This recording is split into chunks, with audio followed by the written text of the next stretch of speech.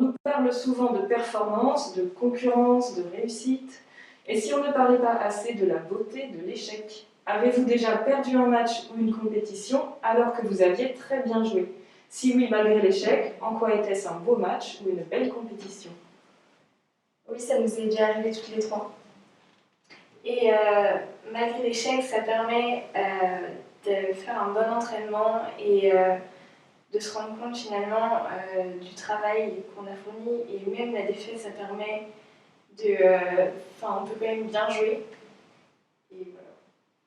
Et ces matchs-là sont toujours intenses, c'est des nouvelles épreuves dans notre vie, des nouvelles expériences et ça nous apporte toujours quelque chose. Et on peut être fier de nous après parce que même si on n'a pas de match, on peut très bien avoir joué. Ouais, ça m'est déjà arrivé dans le cadre d'un match de tennis.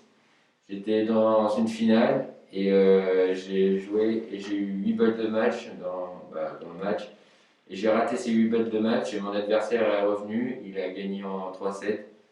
Pour ceux qui connaissent, c'était vraiment serré et malheureusement j'ai perdu, j'étais vraiment déçu. Une finale qui m'est passée entre les mains. Mais j'en ai pris de la graine parce que maintenant ça m'aide à finaliser mieux mes points, mes balles de match, à rester plus concentré dans mon match. Moi personnellement je fais du rugby, j'étais en quart de finale de la Coupe de la région je crois. On commence le match, c'était un match qui était plus stressant. Je marque le premier essai, je le transforme, on gagnait 7-0, on en prend un autre, il ne le transforme pas, du coup on gagnait 7-5. Et à la fin on prend une pénalité qu'on ne doit pas prendre, il la passe et on perd 8-7 à la dernière minute. Donc c'était un peu frustrant, mais c'était bien pour le mental, c'est bien de vivre ça dans sa vie, quoi. Alors moi je fais du ping-pong, j'ai été en demi-finale des championnats de France des FSGT. Je jouais contre quelqu'un que je connaissais hyper bien, c'était un pote à moi et tout. Et je savais qu'il était plus fort que moi, donc je fais un super match, et sauf que je perds 12-10 à la bête, donc ça a été une défaite compliquée. Par exemple, je vais vous parler de mon expérience. Donc, je faisais du judo et durant mes premières années de judo, j'ai réussi à aller jusqu'à un tournoi régional et j'ai perdu lors de ce tournoi, mais j'étais quand même fier de mon parcours vu que je débutais et que j'avais déjà fait une très belle prestation. Et vous, ça vous est déjà arrivé? Moi, dans mon sport, qui est l'athlétisme, j'aime beaucoup être dans les meilleurs de ma série, mais c'est parfois compliqué quand c'est du haut niveau. Et donc, je me suis retrouvée à courir avec des filles qui couraient vraiment très très très très vite. Et j'ai perdu ma course, mais néanmoins, j'ai vraiment un bon score.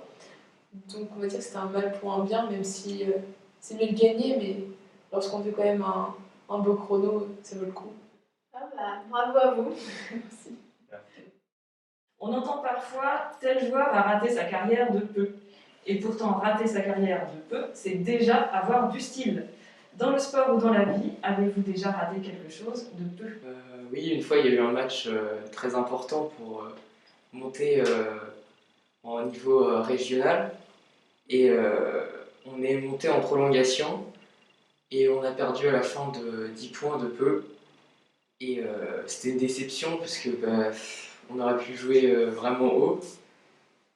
Puis les prolongations sont jouées vraiment à la dernière minute. Donc c'était vraiment un échec sur ce match.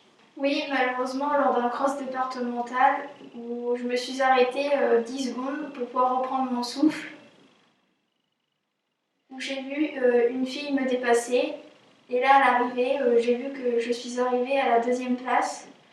J'aurais pu finir première et me qualifier pour les nationaux.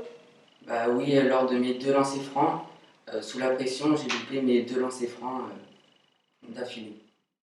Collectif, entraide, patience, mental et persévérance. Est-ce que certains de ces mots vous correspondent? Lesquels et pourquoi?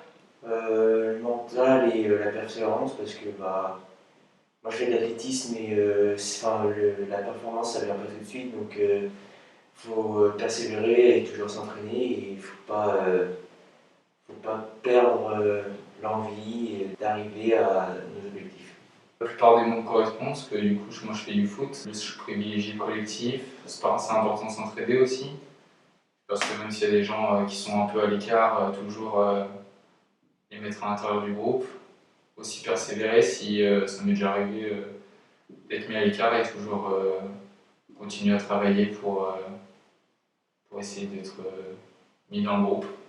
Collectif, parce que je pense que dans un sport collectif, on a besoin d'être justement avec d'autres joueurs. On ne peut pas gagner par exemple un match tout seul.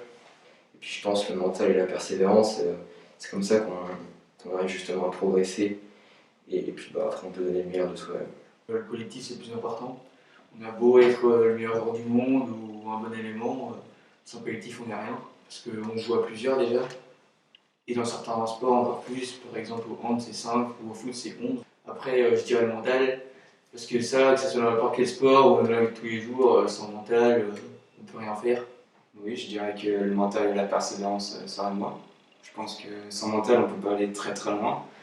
Si on ne pense pas à un avenir, à une victoire, on ne peut pas aller loin. Même si on perd, ça peut être magnifique. Je dirais le mental et la persévérance, parce que lors de mes matchs de tennis qui durent parfois 3 heures, où je dois persévérer sans relâcher jusqu'à la balle de match.